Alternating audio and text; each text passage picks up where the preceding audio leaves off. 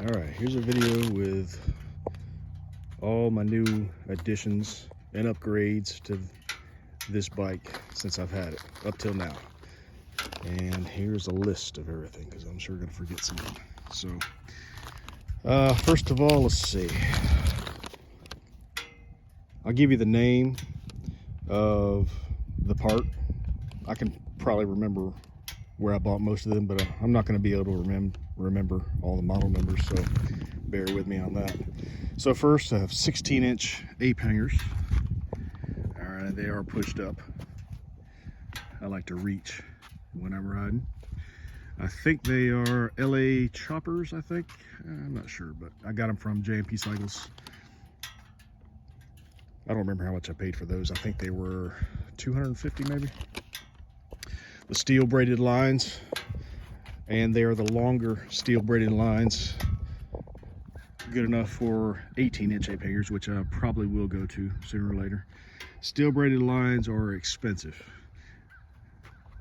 I got those from J&P Cycles. I think they're LA choppers also, and they were between $350 and $400 just for the cables, and that's for idle, throttle, brake, clutch. They are pricey. After that, I use the stock mirrors. They're not bad. I like them. So I turn them under. I definitely like the mirrors under for ape hangers. All right, and then at the same time, I put the handlebars and the cables on. I put these 44 mag grips, which I love because they look freaking awesome, right? Look at that. They are good quality too. I got those off Amazon, probably a Chinese seller, I don't know, but they were 105, I think. But I love those. Everybody notices those. All right, then it already had a Vance & Hines air cleaner on it, but it had a Screaming Eagle air cleaner cover, which I hated, and I just got the Vance & Hines skull cap air cleaner cover, which is probably supposed to go on it in the first place. I got that from J&P Cycles, and that was $65, I think, 75, 65, something like that. And it looks good. This Harley updated speedometer, that was already on here. I didn't put it on there, but I do like it though. Yeah, it's about 330 bucks at the Harley dealership or online, but it's pretty nice. I like it. Saddleman seat. It's a Saddleman Solo seat with a passenger pillion. I think both of those together were almost $400 or just under $400 or over $400. I can't remember. My memory's fucking terrible. But the Solo seat bolts right there, and then the passenger pillion has 6 suction cups on the underside, and that's all it is holding it, and I've had no issues with that whatsoever.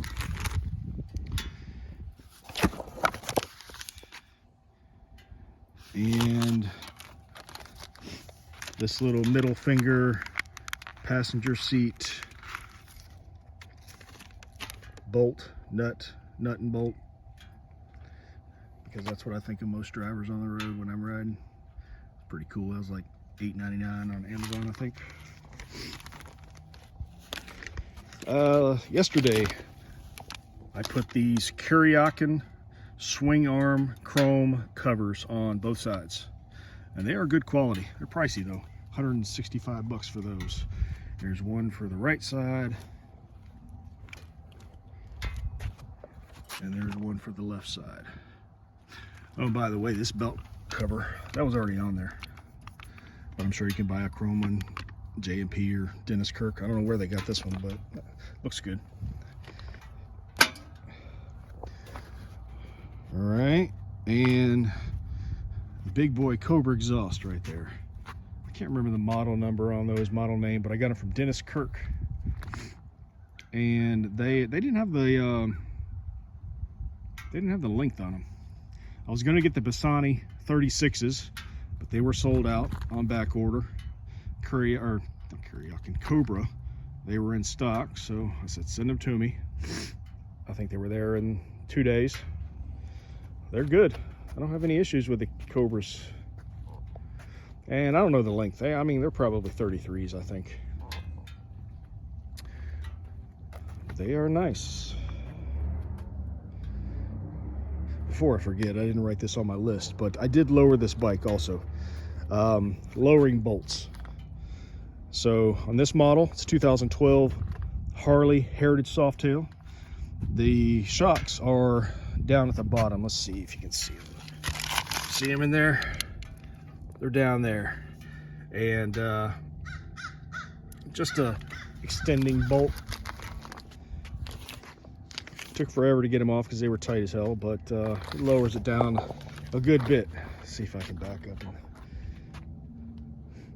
It will hit a bottom every once in a while if I turn too sharp. So it does affect the turn radius sometimes, or the lean angle, I'm sorry, lean angle. But it looks cool as shit, so. What's next? Oh yeah, these Cobra exhaust, no baffles.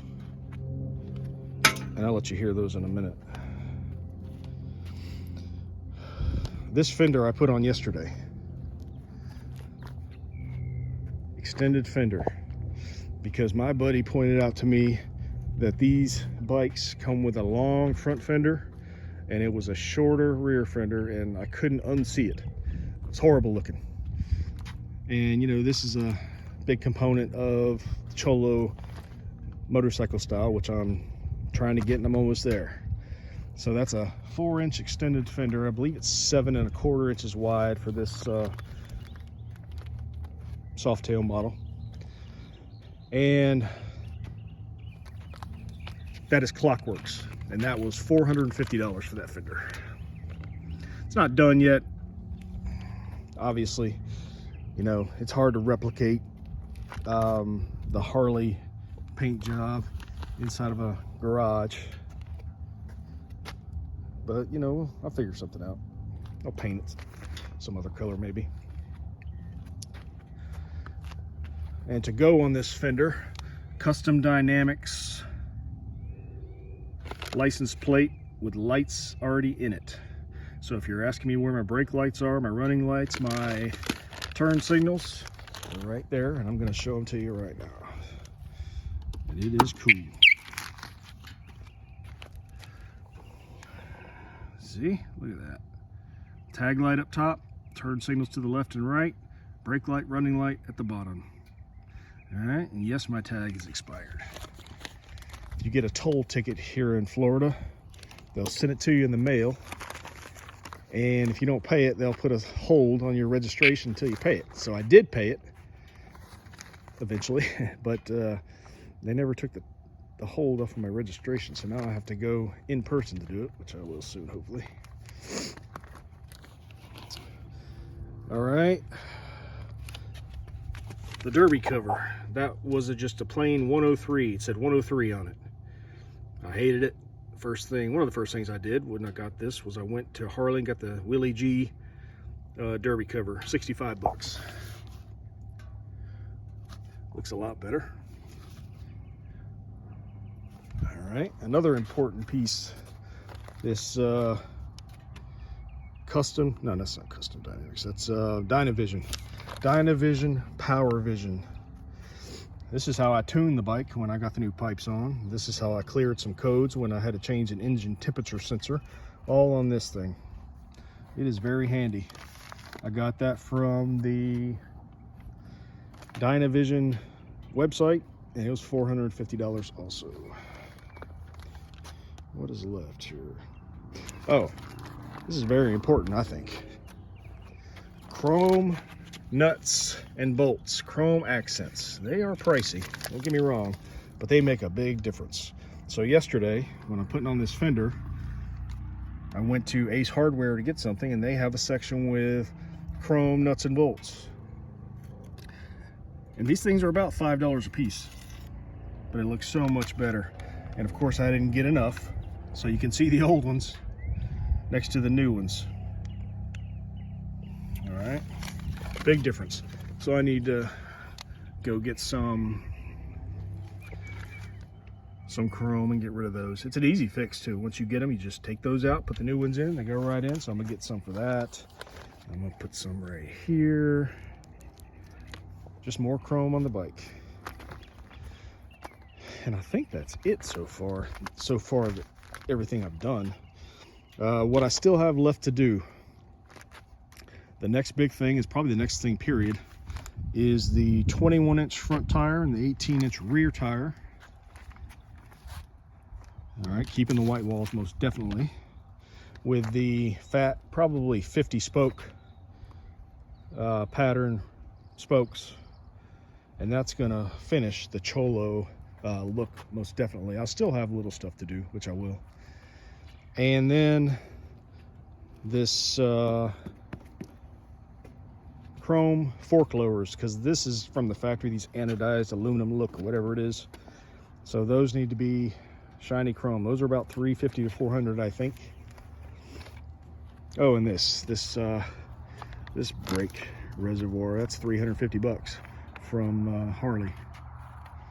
I got to do that yet, but most everything is done. All right, so let me start this baby up for you.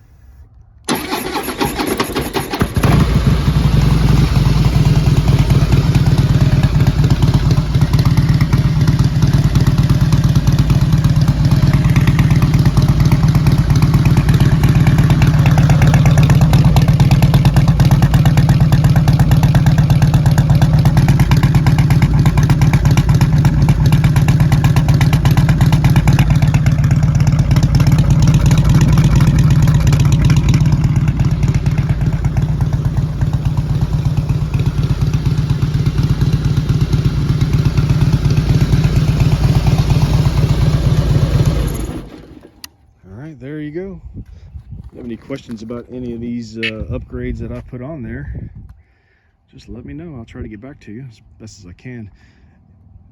If you ask about a model number, or chances are I'm not going to remember that. I can remember where I got them most of the time and the price usually, but I don't know if I can remember every single model number. I didn't write them down. So, all right, until next time.